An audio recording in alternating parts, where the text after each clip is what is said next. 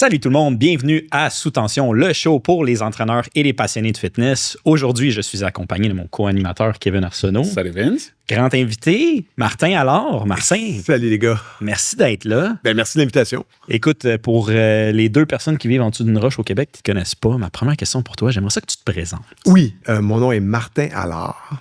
Je suis naturopathe. De formation, de pratique aussi, parce que des fois, on est naturopathe, mais on n'est pas tant en pratique que ça. Donc, je le pratique depuis 30 ans. Donc, je suis un vieux naturopathe. Je suis rendu que je dis ça à cette heure, un vieux naturopathe. Mais j'ai vu l'évolution dans le temps de la naturopathie. Puis la naturopathie a dû s'adapter aussi à la vie d'aujourd'hui. Fait que je suis un vieux naturopathe. J'ai une clinique de nutrition depuis le début à peu près, qui a évolué évidemment dans le temps. Et puis, aussi propriétaire, fondateur de Martin Allard Nutraceutique, ma petite ligne de produits de santé naturelle. Je suis là-dedans, puis des petites affaires à gauche, à droite. Puis bon, on parlait tantôt de mon podcast, Drôle de clinique, mon site web, www.cliniquemartinallard.com. Place toutes mes affaires, là, c'est ça. Ouais. Fait que, on est là, mais tu sais, allez voir mon site web, cliniquemartinallard.com, puis je pense que vous allez me découvrir rapidement, facilement. Absolument. Puis quand même pas mal d'expérience aussi, tout ce qui est médias, télé, radio. Oui, on a fait... j'étais chanceux, j'étais privilégié. Fait de la télé, Salut, bonjour, c'était mes premières chroniques. Ça allait exploser parce que dans le temps, la télévision, c'était très fort. Il n'y avait pas de réseaux sociaux. C'était fou, là. Et c'est un peu... C'est quoi ta porte d'entrée? Comment tu as fait pour rentrer dans le domaine de... Bonne question. C'est la première fois qu'on me pose la question. Ouais, OK. Il n'y a jamais personne... C'est toi qui as cogné à la porte ou c'est... Pas vraiment. En fait, ça s'est fait probablement mutuellement. Je dis probablement parce que j'ai commencé ma pratique pas tant avec des athlètes, mais on a tout passé avec des athlètes. Hein. Kevin, on a travaillé avec des athlètes. C'est des beaux cobayes, les athlètes. C'est parfait. Mais j'ai travaillé beaucoup avec des artistes. J'ai commencé avec des artistes. Puis moi, ce qui était peut-être unique dans mon cheminement, c'est que j'ai été chanceux, privilégié. J'ai commencé avec ce qu'on appelle des A, hein, parce qu'on grade les artistes au Québec, partout aussi dans les autres systèmes là, de ce système, A, B, C, D. Moi, j'ai commencé avec des A, donc des Charles Lafortune, Claude Legault, François Morancy, des gros noms en partant. Ça l'aide à faire la promotion de ton service quelque part. Puis dans ce milieu-là, c'est tout le monde va se référer les mêmes personnes. C'est comme un milieu fermé un petit peu. Fait que j'étais là-dedans, j'ai rentré là-dedans, puis veux pas, ben là, ces artistes-là font des entrevues à TV puis à la radio. Puis là, il y a des transformations, puis là, on le remarque, puis là, on m'a posé la question. Fait que là, mon nom, c'était toujours, ben oui, je suis affaire avec Martin Allard, j'étais avec Martin Allard s'occupe de moi. Fait que moi, ça me donnait genre de référencement automatiquement. Fait que là, les producteurs de show ont commencé à dire, on pourrait peut-être l'inviter, il y a peut-être quelque chose à dire. Puis ça a commencé avec la radio. C'est François Morancy qui m'a fait faire de la radio pour la première fois. Il disait, hey, Martin, ça te tente-tu de venir parler un peu de nutrition? Une fois comme ça. On va prendre un petit 15 minutes, là, puis on va libérer ça, puis on va te poser des questions live, tu sais. Mais il n'y a pas de filet, là. Tu es à la radio, tu n'arrives pas avec ta liste, puis tu fais ton speech de... Non. Je ne suis pas trop, j'essaye ça. Fait qu'on était allé là, puis ça a super bien marché. Les lignes ont explosé. Dans le temps, on appelait. On textait pas, puis on appelait. La ligne, c'était occupé, le monde posait des questions. Martin, t'as-tu de revenir la semaine prochaine? Oh oui, je vais revenir la semaine prochaine. Finalement, c'est devenu des offres de contrat. Hey, t'attends-tu d'être chroniqueur? Puis là, je suis devenu chroniqueur avec François Morancy sur ses shows, les shows du matin, les shows du midi. Après ça, on a changé avec Énergie. Après ça, je suis devenu chroniqueur aussi, assistant avec 98.5. Puis là, maintenant, c'est plus Cube. Bon, j'ai fait un petit peu de Cube cet été. Puis à travers ça, il est arrivé Salut, bonjour. Première émission de télé qui me prennent puis qui me font faire un 8 minutes. Parce qu'en télé, c'est 8 minutes. Puis là, t'es-tu capable de faire un 8 minutes? Je vais essayer. On va voir ce que ça donne. C'est souvent plus dur raccourcir que de... C'est ce qu'il y a de plus dur. Faire un concis, tu sais ce que tu t'en vas, la ligne directrice. Ouais. Déjà là, ce que je viens de dire là, c'est fini pour moi, la chronique. Là. C'est terminé, fait que j'ai rien dit puis j'ai tout dit. Là, t'sais. Tandis qu'un podcast, c'est relax, on se regarde, tu me poses une question, je peux te prendre le temps d'y réfléchir. Tandis qu'à la TV, c'est du contenu que tu dois livrer, du contenu large qu'on parlait tantôt hors d'onde. Fait que c'est pas évident. Tu dois protéger ton contenu, mais tu dois en fait, mais aussi le divulguer. C'est pas évident de protéger ton contenu, mais le lancer en même temps. T'sais. Fait qu'on est là-dedans. Ça va super bien. C'était avec Gino Chouinard dans le temps. Ça va super bien. Moi, je suis tout content, tu sors de là, tu fais une dizaine de faire de la TV avec les caméramans, les techniciens, techniciennes, la grosse patente à la TV, tu sais. Mais le problème, c'est que je savais que je recevais des messages, on commençait avec des textos pas mal. On recule en 2013, là, à peu près 2012. Là, ça fait 12-13 ans de ça. Les textos rentraient. Là, ça commençait, on était plus habitués avec des textos, ces affaires-là. Mon téléphone n'arrêtait pas de sonner dans l'auto, mais je ne répondais pas. J'arrive au bureau, dans le temps, puis là, on me dit, Martin, va voir ton courriel, tu sais, ta boîte courriel. J'avais reçu 465 demandes de rendez-vous. Ouais, du nouveau client. De demande de rendez-vous. OK, de demande de rendez-vous. Ouais. Martin, des fois, c'était pas je veux un rendez-vous, mais combien tu charges, combien ça fonctionne. Bon. Du 465 demandes, ça m'a pris 3 mois à temps plein à passer au travers, juste répondre aux clients. 6 mois, toutes les voir à peu près. 7 mois, à peu près, toutes les voir en bout de ligne, tu sais. C'est pas vrai que tout le monde est arrivé à 465 dans mon bureau en bout de ligne, mais bon. L'intérêt était là. Oui, l'intérêt était là. Là, ça a marché. Fait que là, après ça, j'ai commencé à être plus régulier avec Salut Bonjour. Et puis là, ben là, ça a parti. Là, Radio-Canada m'a appelé. Puis là, bon, j'ai fait plein de petits shows à gauche, à droite, parce que j'étais toujours avec un artiste quelque part. Puis là, ben ça a amené d'autres artistes à m'appeler. D'autres artistes ont parlé de moi. Puis là, il y a un effet de boule de neige qui se produit.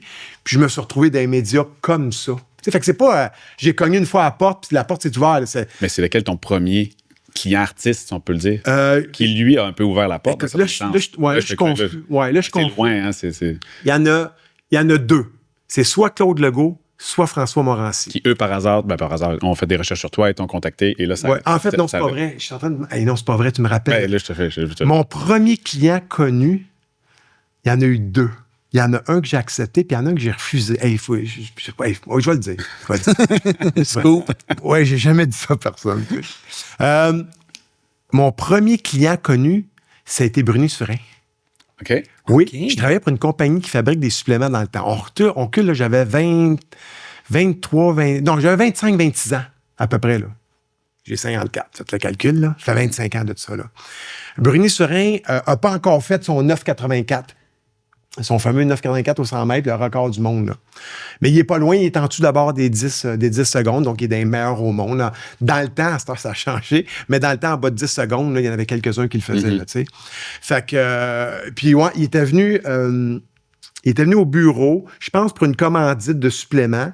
Puis le patron dit « Hey, j'aimerais ça que tu rencontres... mon gars, mon technicien. Moi, je formais les pharmaciens dans le temps, je formais les médecins avec des suppléments alimentaires. On était je vous rappelle, là 25 ans, là, tout commençait, là, tu sais. Fait que, Martin, je veux que tu rencontres Bruni Surin, puis tu vois si tu peux l'aider. Fait que finalement, j'ai commencé à travailler avec, puis je donne des conseils, puis tout ça, puis bon, cette année-là, il a fait 9,84. Mais bon, ça s'arrête là. Tu sais, je vous laisse... bon, mais je suis pas en train de rien dire, là, tu sais. mais ceci dit, c'est ça. C'était mon premier. Mon deuxième... ça a été Hilton, quand il était en prison. OK. Tu sais, ouais. Le boxeur, là. Ah ouais. Puis lui, je l'ai refusé. Ouais, je l'ai refusé. Pour les raisons pour lesquelles il était en prison. Ouais. Je comprends. Celui-là, je l'ai refusé. Fait que mon premier, c'était Bruni Surin. Après ça, je pense... Comme tu dis, Claude Legault. Que c'est François Morancy. Qui est arrivé dans le temps où je travaillais dans une boutique, dans un gym connu. Il est arrivé là, puis encore là, on me l'a emmené à mon bureau. Puis moi, François, on a connecté au-delà de juste la business puis des relations de coaching. On est devenus amis rapidement. Là, on était dans les mêmes affaires de notre vie puis tout ça. Puis on est devenus des grands chums. C'est fou quand même, qu'un événement comme ça prenne une tournure sur ta vie aussi et toute l'ouverture qui est présente. Je ne sais pas si Vincent, tu as vu, mais il écrit des livres, Martin. Donc, moi, j'en ai deux. Je sais pas si j'en ai deux, oui. Le premier étant le naturopathe des stars. C'est ça qui t'a... Ben, en fait, là, c'est ça. Là, ça a continué. Parce que après ça, Chantal Lacroix est rentrée dans le décor pour une émission qui s'appelle Qui perd gagne. Ça a duré 3 ans. Ça a changé de nom parce qu'il changeait de réseau, là, tout simplement. Mais c'est le même principe de Biggest Loser, là, mais en québécois. T'sais. Ça, c'était cool parce que j'étais dans un autre laboratoire complètement là, quand on parle de coaching. Là, je travaille avec des personnes en obésité. Morbide, pratiquement, on avait des obésités morbides dans le show. Toujours des obésités sévères au moins. Là, fait que c'était pas évident de travailler avec cette clientèle-là quelque part. C'est un show télé, donc encore là, tout le contexte de la télé, c'est pas évident. T'es pas dans ton bureau avec ton client. Faut encore là que tu gères ton discours quand tu parles de quelque chose, quand tu recommandes de quoi. Puis ça a été super cool pendant 3 ans. Puis là, c'est Chantal qui m'a proposé d'écrire le livre Naturopathe des stars. Que j'ai refusé au début, puis je disais, moi, je suis tellement pas un auteur, puis tout ça, puis c'est pas facile d'écrire un livre, là. Puis surtout qu'un livre de nutrition, c'est pas un roman là, que tu décides du début à la fin de ton cerveau, comment ça va commencer, comment ça va finir. Là. Il faut que j'ai des appuis scientifiques quand je parle de quelque chose. On parle de macronutrimentation, on parle d'éléments, on va dire, scientifiques par rapport à la nutrition. Je peux pas dire n'importe quoi. Puis si je me trompe au bureau, quand je parle avec quelqu'un, je peux rectifier la semaine d'après. Semaine passée, je t'ai dit ça, mais je suis allé vérifier, puis finalement, excuse-moi, j'étais un petit peu à côté, c'est ça maintenant. Tu sais, dans un livre, c'est écrit. Ça dépend de la vocation du livre, mais ton livre est super bien fait parce que s'il y a une partie théorique, oui, mais il y a une partie d'expérience de l'artiste. Et peut-être ses recettes favorites, ou ça se lit super bien. Là, c'était une belle aventure parce que là, Chantal a dit, écoute, on va mettre des artistes là-dedans. J'ai dit, non, moi, je peux pas faire ça. Je peux pas appeler des artistes, leur demander d'être dans mon livre, tout. Elle dit, gars, ben ça, moi, je dis, ils vont tout refuser. Il n'y a pas un artiste qui va se compromettre. Là. Première des choses. Puis, deuxième des choses, à quel prix? Combien ça coûte un artiste dans un livre, tu sais? C'est vrai. Elle dit ça, laisse-moi ça entre les mains. J'entends, c'est une femme d'affaires, tu sais. Fait que finalement, tous les artistes, on en a appelé 10, on a eu 10 acceptations. Puis il n'y en a pas un qui a pris de l'argent. Ça a tout été fait gratuitement pour justement que rien soit biaisé dans le livre, que tout soit vraiment net. En plus de ça, c'est pas moi qui ai interviewé les artistes dans mon livre. On l'a fait par une personne interposée pour pas qu'il y ait d'influence. Quand il parle, je voulais s'il était déçu de quelque chose ou quelque chose qui était moins peut-être positif pour moi là-dedans, je voulais que ça transpire dans le livre, que ça soit honnête. Puis c'est exactement ça qu'on a fait. Ils ont été interviewés et puis on n'a pas, à part les fautes d'orthographe peut-être, là, puis bon, des petits ajustements de syntaxe, ils n'ont pas modifié le discours ou le commentaire ou de quoi que ce soit de l'artiste. On a mis ça dans le livre tel quel, carrément. Puis moi, un coup, tout ça était fini. C'est là qu'on m'a permis de lire les témoignages. Wow. Puis en lisant les témoignages, bien là, je pouvais ajuster des choses qu'effectivement, j'avais dit pendant la consultation, puis ça me ramenait, puis on a ajusté les affaires. C'est vraiment le Naturopathe des stars, là. C'est un livre qui est encore 10 ans plus tard d'actualité. Oui. Je le relis des fois, puis je dis, hey, je t'ai pas payé, j'étais comme 10 ans en avance sur des affaires, puis aujourd'hui, je suis bien timé. Et ton deuxième aussi est encore d'actualité, l'alimentation par enfants. Oui, absolument. Ben oui, absolument. Puis je parle de TDAH là-dedans, je parle des jus de fruits. Je parle de certains suppléments comme les oméga 3, le magnésium. Fait qu'on est encore d'actualité. Fait que c'est un livre que je suis super fier encore, mais quand je le lis, je vois des petites coquilles qu'on appelle, des petites fautes d'orthographe des fois, que personne n'a vu malgré 4 équipes qui passent là-dessus, là. J'en ai aussi. Ouais, c'est ça, tu sais, hein? Oui, je sais c'est quoi. Ouais, c'est ça, exactement. Puis c'est ça que tu vois, là. C'est parce que c'est la fibre du perfectionniste. Ouais, c'est ça. C'est pas grave. Puis, mais oui, j'ai écrit 2 livres là. Puis je suis content parce que c'est un best-seller, quand même. Mais les 2 livres sont un best-seller, mais le Naturopathe des stars, c'est 5 fois best-seller. Wow. Félicitations. Ben, félicitations, c'est une équipe en arrêt de ça aussi, là. Puis c'est les artistes aussi en arrêt de ça. C'est sûr. Mais pour quelqu'un qui n'est pas auteur, qui n'est pas dans le milieu du livre, quelque part. Non, mais c'est un beau projet, un beau défi que tu as donné. Ouais. Puis, ça m'amène à une de mes questions. Est-ce qu'il y a des choses qui sont différentes d'avoir un client qui est une vedette? Si t'es groupie, ça change tout. Dans le sens que si t'es impressionné, ça va changer, ça va te dénaturer. Heureusement, c'est pas dans ma nature. Je suis pas un gars qui est groupie. Je reconnais le travail, je reconnais l'artiste, je reconnais vos talents, les gars, ça c'est sûr. Mais est-ce que j'en suis groupie? Non. Fait que ça m'a aidé à rester très humble dans ma pratique, puis de pas justement on va dire le mot édulcorer ma pratique. J'ai pas été là. Je parlais comme un humain, comme quelqu'un qui a les mêmes. Puis, artiste ou pas, là, connu ou pas, que ce soit au niveau politique, que ce soit au niveau artistique, télévision, radio, là, on a tous les mêmes problèmes là, en bout de ligne. Là, on se lève tout le matin, puis on se couche tout le soir, puis en bout de ligne. C'est juste le métier qui change d'un certain sens. Oui, c'est ça. Puis la perception des gens. Puis il y a des fois, ils sont bien entourés, fait que ça change aussi leur dynamique de vie. Mais si t'es pas groupie, ça change rien. Ça devrait pas. C'est là que ton professionnalisme prend toute sa place. Puis à l'inverse, pour les clients, est-ce que eux, des fois, ils vont avoir un défi différent à relever que monsieur, madame, tout le monde face au défi? Ben, c'est eux autres qui se le donnent, c'est leur pression. J'ai souvent travaillé avec du casting qu'on appelle, c'est-à-dire une préparation d'artistes pour un événement, un film, une série, une scène. Bon.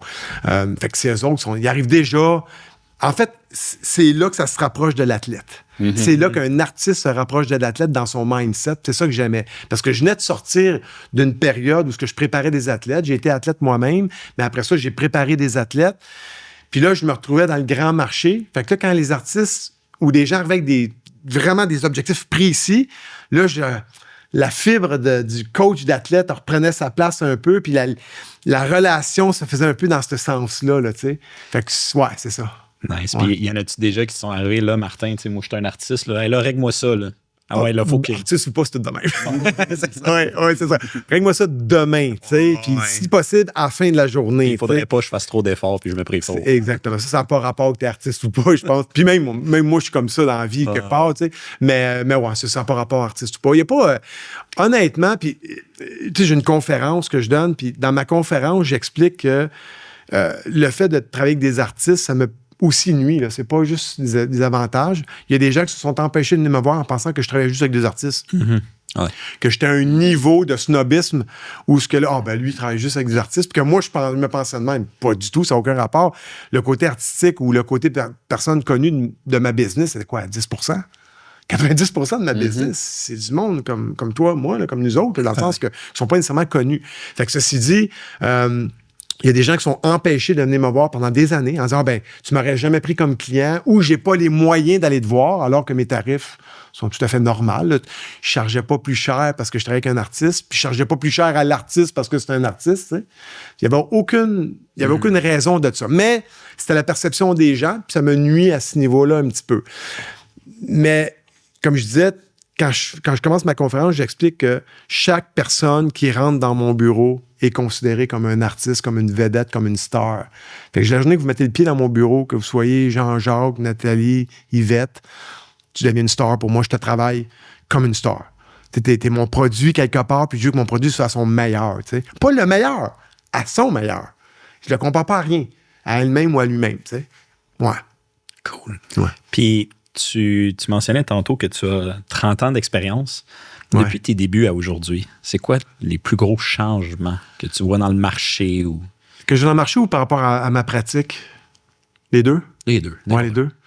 Le marché a changé, on parlait tantôt, Kevin, tu sais, là, on est rendu dans une jungle, je vais dire d'information, mais de désinformation et d'information, où il n'y a pas d'information du tout, finalement. On n'est plus dans l'information, mais dans l'attention. Fait que là, maintenant, on va projeter des Reels, puis des Instagram vidéos, etc., pour aller chercher ton attention. Ouais. Puis des fois, on le fait de la mauvaise façon. Puis là, on tombe dans la désinformation. Puis carrément, quand tu dissectes un peu le Reel de 30 secondes, là, tu t'aperçois qu'il n'y a aucune information là-dedans. Là, dans l'information que j'appelle. C'est ça qui est le grand danger actuellement. Il y a trop d'informations qui deviennent de la désinformation. Il y en a qui disent de fake news. Là. On est là-dedans. On cherche à m'attirer mon attention en disant des choses, des fois, qui sont scientifiquement complètement fausses. Mais que quand tu y penses vite demain, ça a de l'allure, mais dans la science, ça n'a pas d'allure. Ça a changé. Puis ça, effectivement, ça a amené son lot de, je vais dire, de mauvais coachs, de faux coachs, peut-être. Des gens que... Deux choses. Un, qui veulent faire beaucoup d'argent rapidement, avoir une clientèle rapide, puis ils sont plus dans la dévotion, parce qu'à un moment donné, quand tu es en coaching, que ce soit dans n'importe quoi, oui, l'argent est important. Là. On fait tout ça pour payer notre pain, notre beurre. Il ne faut pas se le cacher, mais il faut que tu sois dévoué là, quand même. Parce que tu sais, Kevin, il y a des dossiers, je suis convaincu que ce que je veux dire là, ça va te parler. On se couche le soir et on règle des dossiers de nos clients. Là.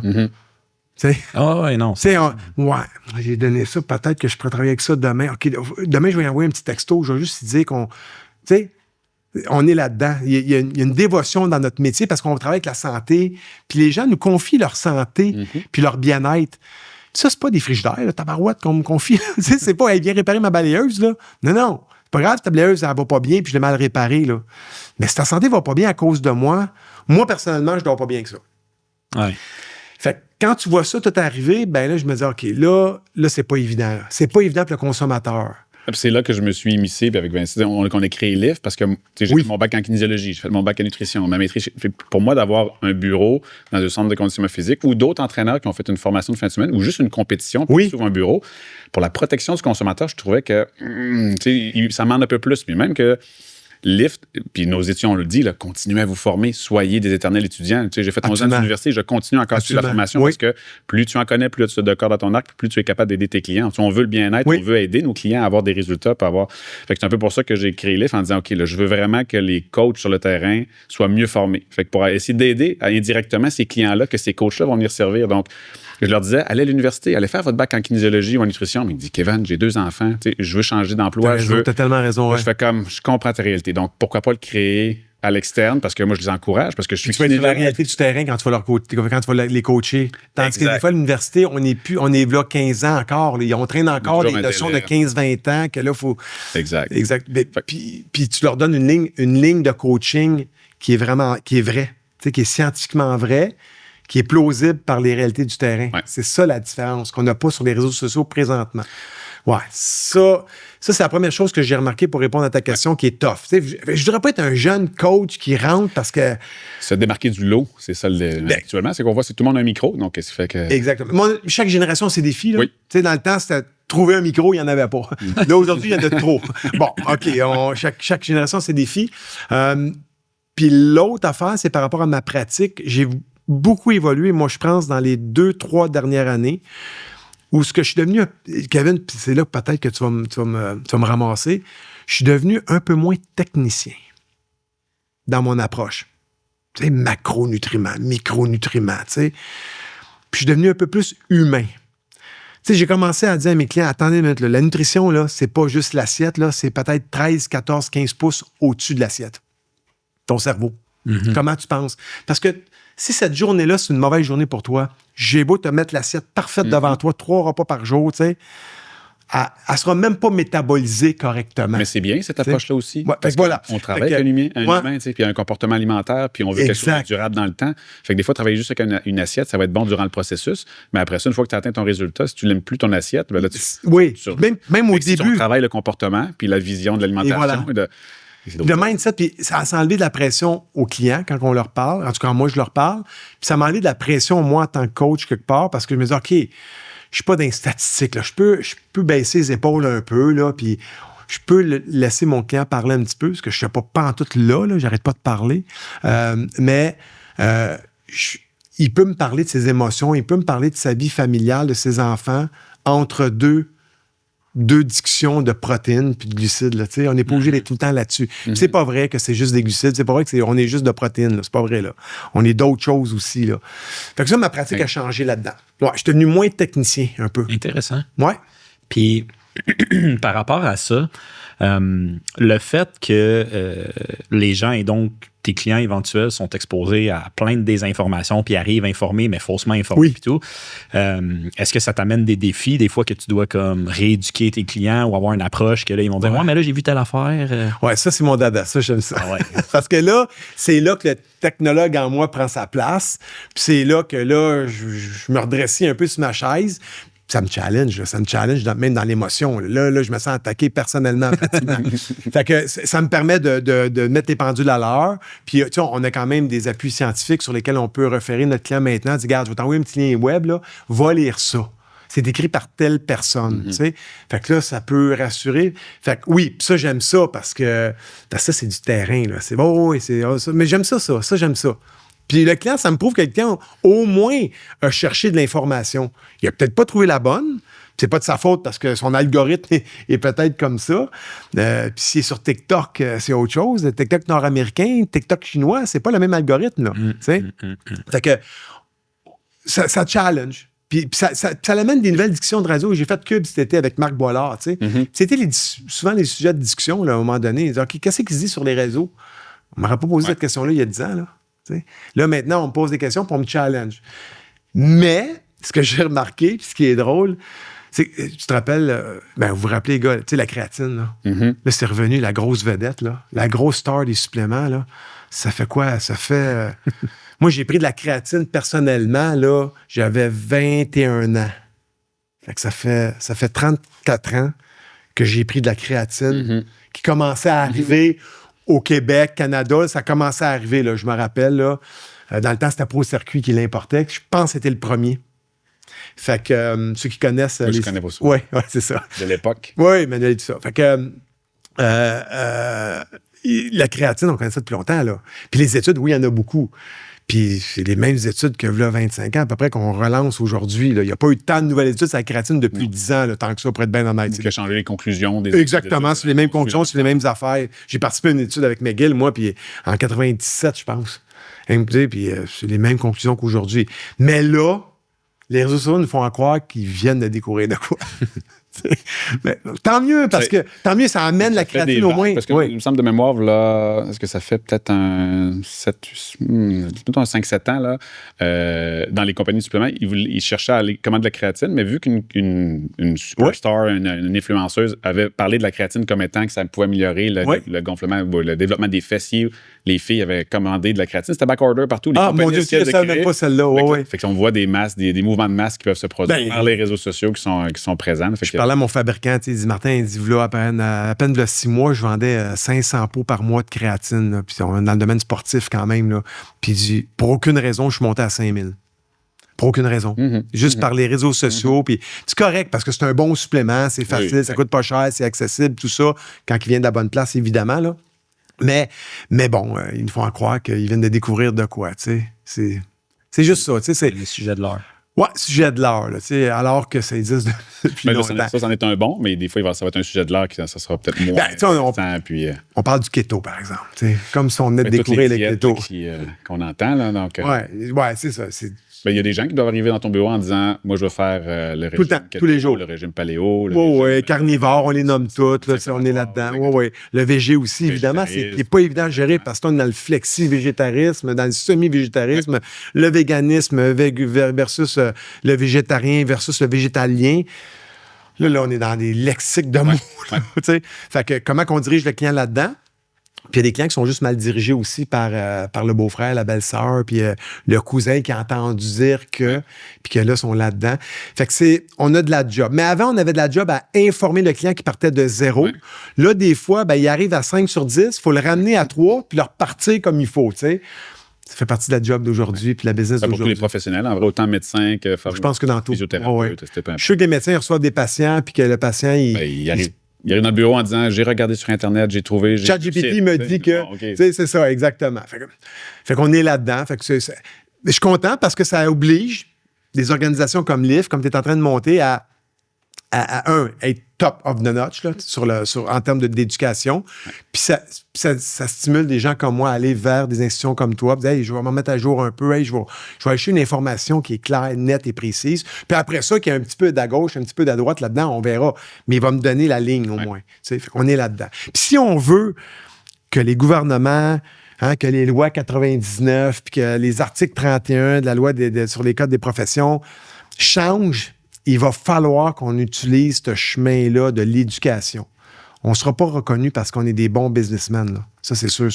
C'est un mouvement de population. En vrai, c'est plus la population va être éduquée et va vouloir, par exemple, avoir une tangente en santé intégrative, va avoir plus le volet alimentaire, le volet peut-être supplémentaire. Ça va prendre un ordre. On n'a pas le choix. Ça va prendre un ordre pour suivre la loi actuellement, pour aller là-dedans. Fait que ça va prendre des livres de ce monde pour amener ça, puis amener des documents sérieux.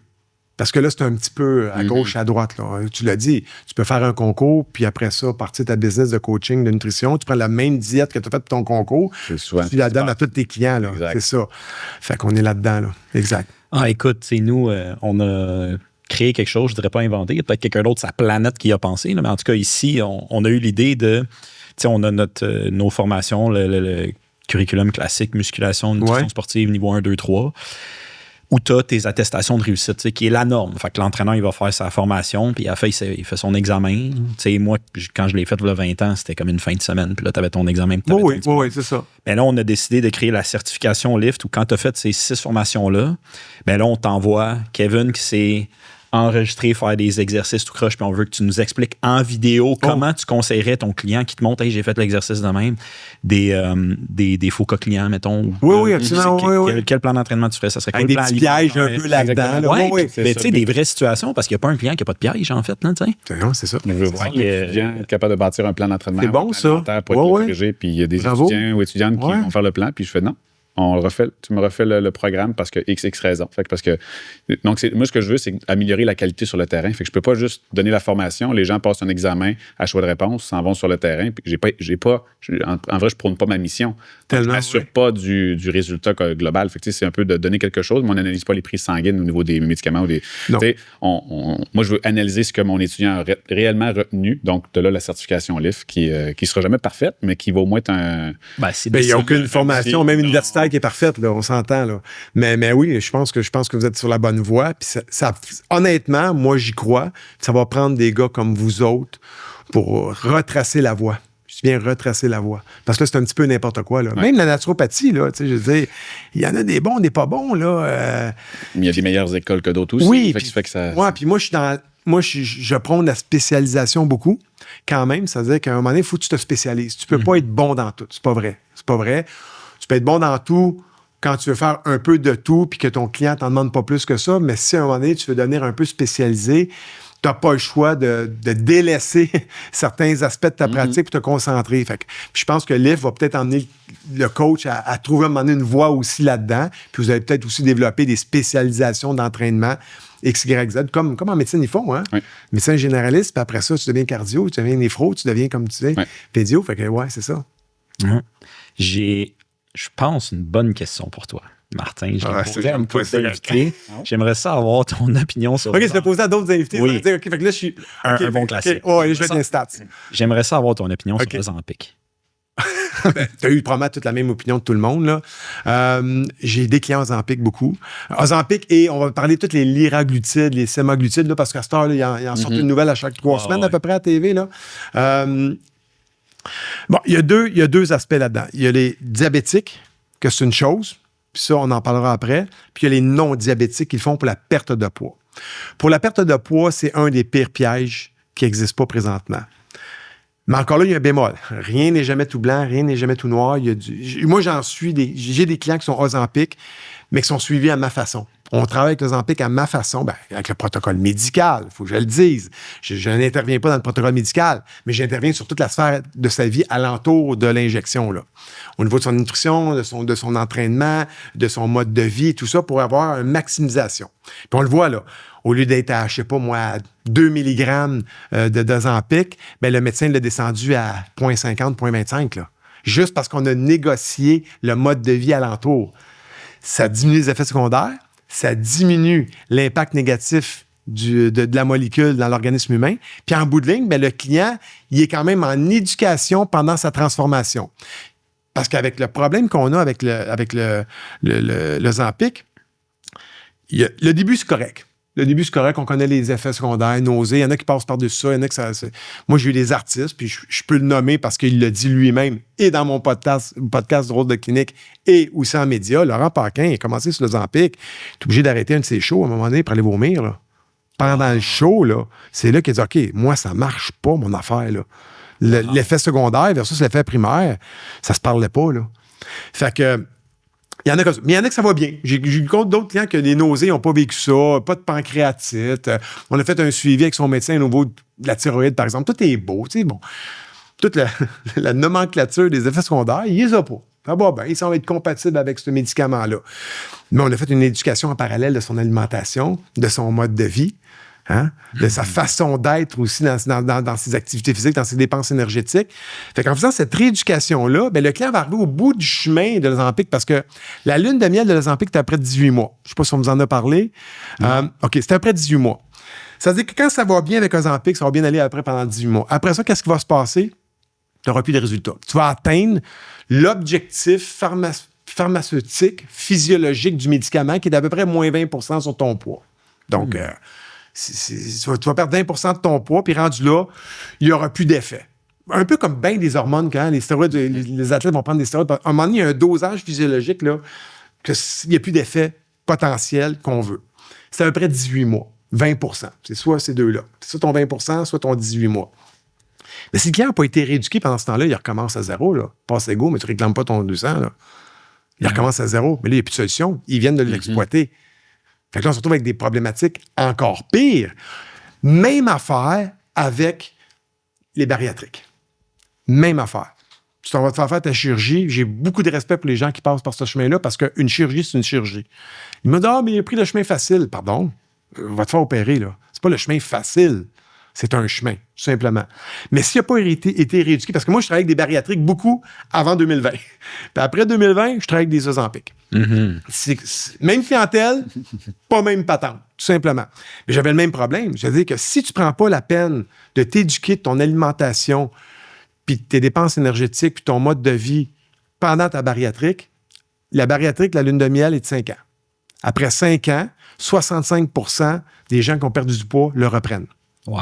5 ans. C'est plus long un peu. Puis, dans les dernières années que je suivais les statistiques, j'ai su un peu moins aujourd'hui, là, c'était rendu quasiment 3 ans. Parce que les gens avaient des nouveaux trucs. Et ça se parle à cette heure, les gens entre eux autres. Il y a des communautés, là. « Hey, si t'as faim, fallait comme ça. »« Ouais, mais mon estomac est plein tout de suite. »« Ouais, mais fais ça comme ça. » Ils se donnaient des trucs.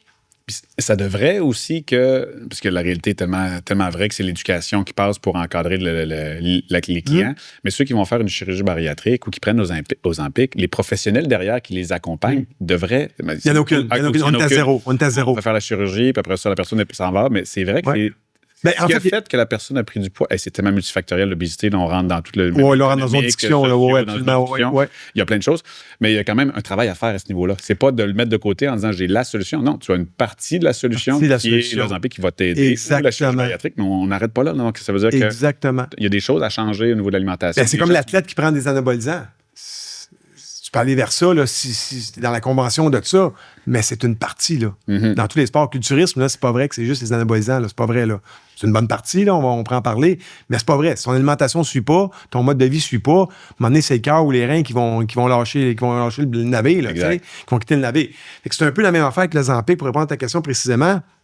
Ce que je pense de l'Ozempic, pour les diabétiques, c'est une chose, mais il y a un suivi diabétique qui devrait se faire avec ça, mais qui se fait pas tant que ça non plus.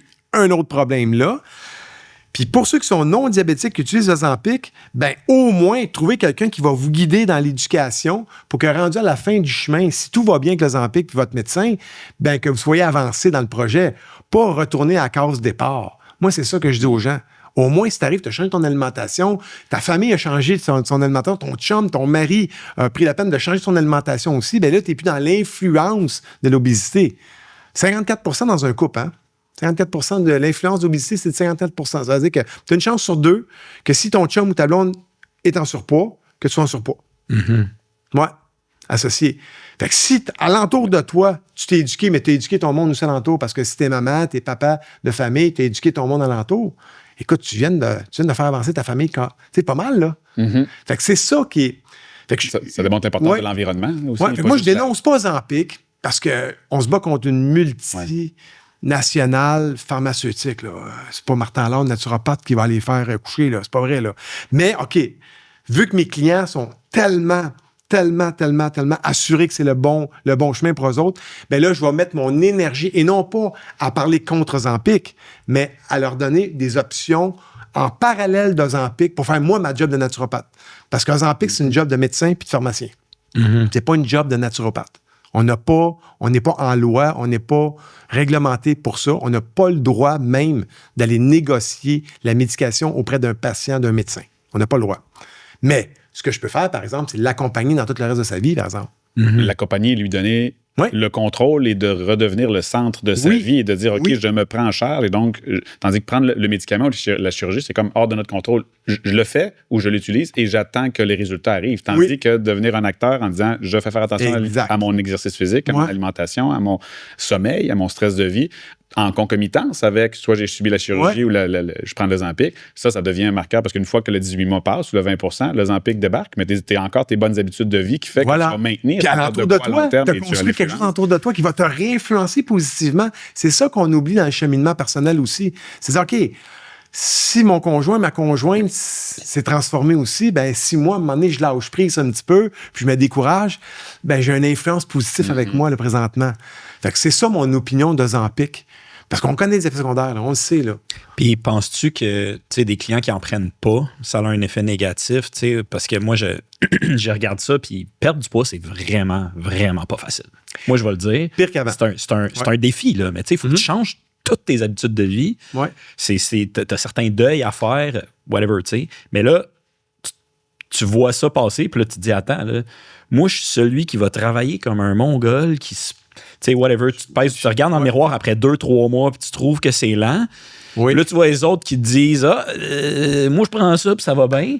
Penses-tu qu'il y a un effet négatif aussi, ou, sur décourageant pour les autres? Ben, bonne question. Moi, je ramène ça au supplément souvent. J'avais une discussion à un moment donné, c'était avec Dr. Ayotte. Je ne sais pas si ça dit quelque chose. Ouais, présidente là, du centre antidopage et tout ça. Bon, très impliquée dans la dénonciation des drogues dans les sports et tout ça. Et puis, on parlait, je pense qu'on parlait de la créatine, justement, puis elle était un peu contre ça, tu sais. Parce que ça commence avec de la créatine, puis ça finit avec, tu sais. Oh, attendez une minute, là. Ça, c'est un autre monde, là. Je pense qu'il y a un peu sous-estimé l'intelligence de mon client qui est devant moi, que je suis en train de discuter, échanger, coacher. Mais non, au contraire, si l'individu n'a pas aucun accès aux options, c'est là qu'il va aller vers les drogues. Mais si tu lui donnes des options, ben il va peut-être dire « Ouais, je le sais que c'est pas facile, je le sais que j'ai peut-être moins de résultats, mais ça, cette option-là, pour moi, c'est mon sweet spot. » On est là. Fait que pour répondre à ta question, oui, il y a des gens qui vont dire « Ah, mais c'est décourageant, moi je travaille fort. » Ouais, mais ça, c'est ton éthique personnelle. ça, c'est une autre discussion dans le développement personnel de l'individu. Mais moi, je suis obligé de lui donner d'autres options. Je suis obligé de dire, regarde, il y a ça, mais il y a ça aussi. Puis si tu veux le faire, ben tu peux continuer mes autres options, puis tu vas juste être meilleur rendu en bout de ligne. Moi, c'est là qu'est mon discours. Ça s'arrête là, parce que sinon, je deviens un peu moralisateur. C'est là que je peux glisser dans l'acte médical, dans la pratique médicale. Puis c'est là que je peux me faire taper ses doigts. Ouais. Puis malheureusement, il y a des coachs, il y a des naturopathes qui glissent là-dedans. Fait que moi, j'ai jamais... Moi, là, je suis pas compliqué, je suis toujours dans mon monde, là. Moi, là, je suis pas aimé par personne. C'est-à-dire que moi, là, les médecins ne m'invitent pas au party de Noël parce que je suis un naturopathe. Puis les naturopathes ne m'invitent pas au party de Noël parce que des fois, je parle comme un médecin dans le sens scientifique de la chose. Fait que j'ai pas d'école d'amis, là. Parce que des fois, c'est la logique qui prime. Puis moi, je vais donner un exemple. J'ai une clientèle, moi, qui est très 40-60. Donc, ménopause, pour moi, là, c'est les discours tous les jours dans ma clinique. Puis il y a des clientes qui me demandent, Martin, mon médecin m'a proposé, une hormonothérapie, on tombe dans la bioidentique, on en parle. Qu'est-ce que tu en penses? Moi, j'ai le dossier de mon client avec moi, là. Puis il y a des fois, là, je suis d'accord, 100% d'accord avec le médecin. Ce qu'elle vit présentement en effet secondaire versus ce que la bioidentique va venir réguler, la cliente est gagnante dans le deal. Elle est gagnante dans le deal. Puis le client va me dire, Martin, je peux pas croire qu'un naturopathe approuve une hormonothérapie d'un médecin. Mais je veux dire, le médecin a raison. Je suis pas en train de te dire de la faire. Moi, je suis en train de te dire, j'approuve. Est-ce que tu penses que ça va m'aider? Moi, scientifiquement, je pense que oui. Ah ouais. Je pense que oui, ça va t'aider dans ton cas à toi. On est là. Femmes et hommes aussi, donc oui, l'hormonothérapie aussi chez là. Ouais, mais ça, on est ailleurs, les gars, là. On est ailleurs, les gars. Là. On est ailleurs sur... Ben, tu sais... Je vais te dire, là, quand tu as 50 ans et plus, tu es sur un TRT, thérapie de remplacement de testostérone. C'est le fun, parce qu'on peut dire en anglais pas en français, celle-là. Puis tu as des abdos d'un culturiste, tu as un trapèze de culturiste, tes muscles sont sciés puis séparés comme une diète de culturiste. D'après moi, ton TRT n'est pas une thérapie. C'est un dopage. Il va pas me faire croire. Ben oui, tout est supraphysiologique rendu là.